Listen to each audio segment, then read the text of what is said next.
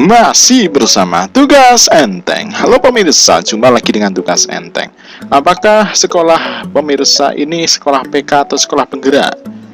Tepat sekali mendapatkan video ini, karena kita akan membahas tentang modul ajar. Nah, modul ajar di SMK PK atau sekolah penggerak itu beda ya dengan RPP, tapi ya nggak terlalu beda sih, ada tambahan sedikit.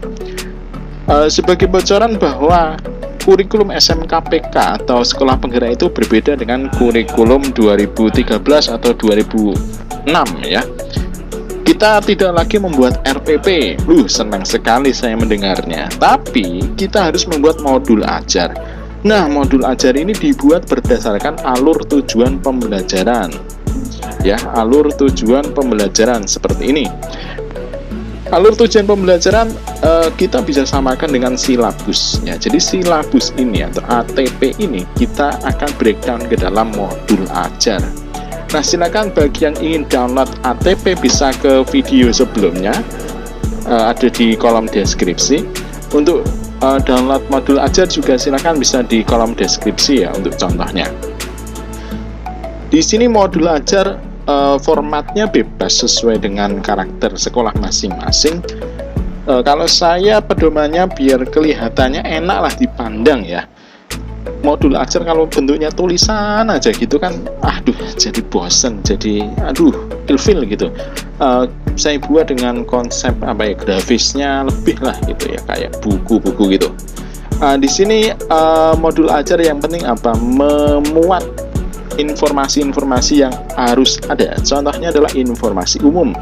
Di sini memuat identitas pembuat modul, kemudian alokasi waktu, fasenya apa, elemen yang akan dicapai itu, elemen CP-nya, capaian pembelajaran itu apa, kemudian kompetensi awal, profil pelajar Pancasila, model pembelajarannya apa, sarana prasarana, assessment, dan target peserta didik. Nah, di modul ini memuat assessment. Assessment itu tidak hanya assessment bentuk formatif atau sumatif, tapi juga diagnostik.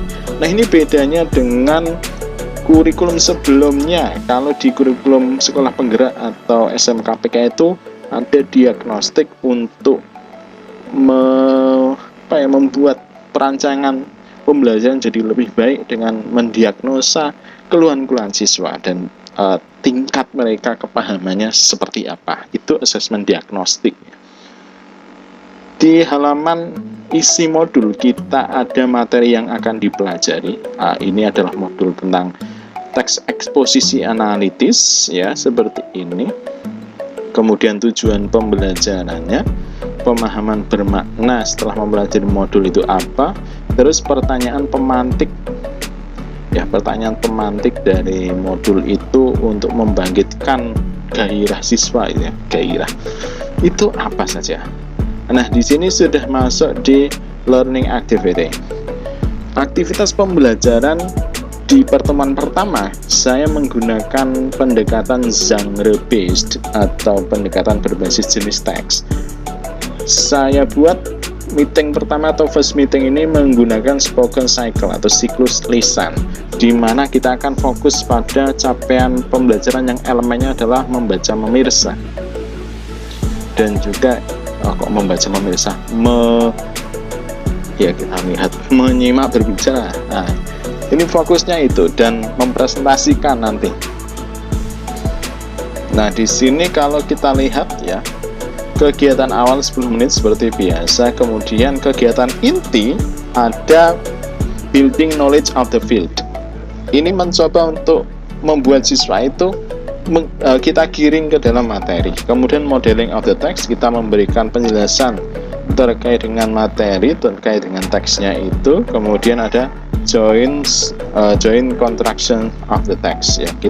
Kita membuat siswa itu memahami teks, mengerjakan tugas, tapi kita tetap membantu. Itu di pertemuan pertama. Pertemuan keduanya spoken cycle, masih spoken cycle. Pertanyaan pemantik seperti ini, kemudian kita lanjutkan ya. Setelah kemarin di pertemuan pertama BKUF, kemudian joint construction, ini di pertemuan kedua kita lanjutkan dengan joint construction of the text. Siswa diperlihatkan gambar, kemudian membuat argumen, membangun teks secara lisan dipandu guru. Setelah bisa, kemudian siswa itu membuat sendiri tanpa bantuan. Kita masuk ke step independent construction of the text. Ya, jadi meskipun siswanya itu berkelompok 4 orang, ya, tetap kalau tanpa bimbingan guru yang namanya itu adalah ICOT, ya, independent construction of the text. Kemudian kegiatan penutup, ya, seperti ini. Di learning activity pertemuan ketiga, ini ada written cycle, kita masuk ke siklus tulis. Kalau yang 1-2 itu lisan, sekarang tulis. Nah, di sini kita mulai dengan building knowledge of the field, kemudian modeling of text, kemudian joint contraction seperti ini ya. Jadi siswa kita rangsang dulu di BKUF, kemudian modeling of text kita jelaskan strukturnya, cara menulisnya, kemudian joint contraction kita memandu siswa untuk menyusun teks tulis. Itu pertemuan ketiga selesai. Kemudian pertemuan keempat. Nah, pertemuan keempat di written cycle, di sini kita lihat dimulai dengan joint contraction of the text ya. Siswa berkelompok, kita membangun teks dipandu guru. Setelah bisa, kita berikan tugas lagi tetap dalam kelompok, tapi mereka membuat teks secara pribadi, secara mandiri maksudnya, bukan pribadi. Secara mandiri membuat teks. Setelah itu selesai kegiatan. Nah, di sini ada assessment ya, rancangan assessment diagnostiknya ini diberikan di luar jam pembelajaran ya. Jadi kita akan mengetahui informasi terkait dengan kemampuan awal siswa, terkait dengan kebiasaan, terkait dengan pengetahuan awal tentang materi yang akan kita sampaikan. Di sini ada 2 contoh. Yang pertama adalah diagnostik non-kognitif. Ini lebih kepada bukan kemampuan kognitif atau mereka mengenali materi ini, tapi kebiasaan apa yang mendukung mereka untuk memahami pelajaran. Nah, itu ya non-kognitif. Kalau kognitif berarti awal mereka memahami itu sebelum kita berikan materi seperti apa. Nah, kita berikan aja di sini beberapa pertanyaan ya. Kemudian asesmen formatifnya adalah di setiap pertemuan. Nah, di sini jenis-jenisnya sudah ada ya. Pertemuan 1, 2, 3 di sini sudah siap. Kemudian nanti sumatifnya adalah di akhir pertemuan keempat. Di sini ada soal. Ya. Kemudian ada pengayaan remedial itu kita tentukan di sini caranya. Kemudian di sini ada lembar kerja peserta didik atau LKPD ya. Jadi modul ini lengkap dari awal sampai akhir, sampai LKPD, sampai cara untuk menganalisis nilainya ada di sini. Nah, jadi ini LKPD-nya, first meeting students worksheet di sini ya, termasuk soal-soalnya ada di situs.